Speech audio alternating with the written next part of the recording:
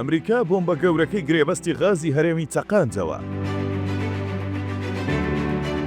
نهێنی گرێبەستە 110 ملیار دۆلاریەکەی غازی هەرێم و ئەمریکا چییە؟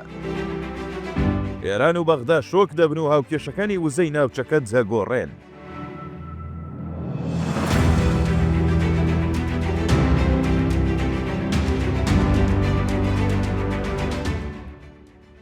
دووەجار سەرۆکی حکوومەتی هەرێم بە سەردانێکی فەرمی لە ئەمریکا گرێبەستە گەورەکەی بەرهەمهێنانی غازی لە هەرێم ڕاگەیاند. هەواڵەکەش وەک بۆمب لە میدیا عێراقیەکان و ناوچەکەش تەقیەوە. هێنانی وەبەرهێنانی ئەمریکی بە بڕی 110 ملیار دۆلار هەمووانی شۆک کرد. هەواڵەکە ئەمەیە کە حکوومەتی هەرێم و کۆمپانیا ئەمریکیەکە بە بەهای 110 ملیار دۆلار گرێبەستیان بۆ وەبەرهێنانی غازی هەرێم واژۆ کرد. بەغدا هیچ ئاگاداری دۆسیەکە نییە و لە ڕاگەندراوێکدا وەزارەتی نەوتی عێراق بە توندی ڕایگەیاند کە هەرێم مافی لەو جۆرەی نییە. ئەمەش بەپێی بڕیاری دادگای فیدراڵی. هەرچۆنێک بێت بەغدا 2 ساڵ بەر لە ئێستا بە هاوکاری ئێران نەوتی هەرێمی لە ڕێگای دادگای فیدراڵیەوە ڕاگرت، بەڵام هەرێمی کوردستان لە ڕێگای ئەمریکاوە دەستی بۆ غازەکەی برد. هاتنە ناوەوەی ئەمریکا بۆ بەرهێنانی غاز و وزە لە هەرێم مانای زۆر هەڵدەگرێت. بەغدا و ئێرانی شۆک بوون و دەڵێن کارەکە بە بێدەنگی کراوە. لەناو هەرێمی شەریەکە لە پارتی و یەکێتی پێشوەختە ڕێکەوتنیان لەسەر پرسەکە کردووە. سەرۆکی حکوومەتی هەرێم 2 وەزیری یەکێتی لەگەڵ خۆی بردووە. ئەو کات بافڵ تاڵەبانیش لە ئەمریکایە. بەرپرسانی ئەمریکا لەگەڵ مەسرور بارزانی و بافڵ تاڵەبانی وردەکاری دۆسیەکەیان بڕاندۆتەوە. ئەمریکا فشار لە بەغدا دەکات پشت بە سوتەمەنی ئێرانی نەبەستێت بۆ وەبەرهێنانی کارەبا.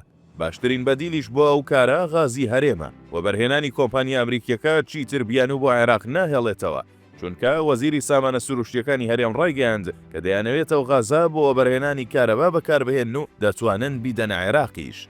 لەم سەروبەندە کە بەغدا و هەرێم هێشتا کێشەداراییەکانیان چارەسەر نەکردووە، بەرهەمهێنانی غاز دەبێتە فشار بەدەست هەرێمەوە و دەتوانێت سەرێشە بۆ بەغدا دروست بکات.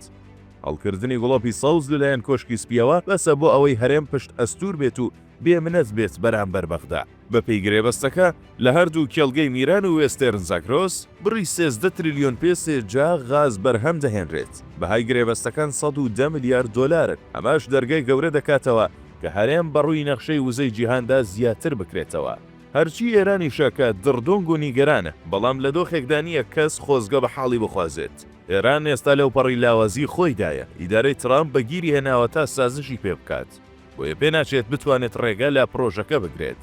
هەڵوێستەکانیش لە ناوخۆی هەرێمدا بەسەر 2 بەرەدا دابەش بوون. بەشێکیان پێیان وایە ئەم بڕیارە بێ بەغدا و بێ ئاگاداری پەرلەمانی هەرێم بە تایبەتیش لە دۆخی حکوومەتی کاربڕێکەردا زیانەکەی لە داهاتوودا هاوشێوەی نەوتەکە بەسەر هەرێمدا دەشکێتەوە. بەشێکی دیکەش پێیان وایە ئەم هەنگاوە حکوومەتی هەرێم دەستپێشخەریەکی ژیرانەیە بۆ پێی کەوتەبەرەی ئەمریکا و دەرگای وەبەرهێنانی هاوشێوەی وڵاتانی کەندا و بەڕووی ئەمریکادا کردەوە کە لە هەفتەی ڕابردوو بە بەهای 4 تریلیۆن دۆلار هەر یەکە لە وڵاتانی سعودیا، قەتەر و ئیمارات گرێبەستی وەبەرهێنانیان لەگەڵ ئەمریکا واژۆ کرد.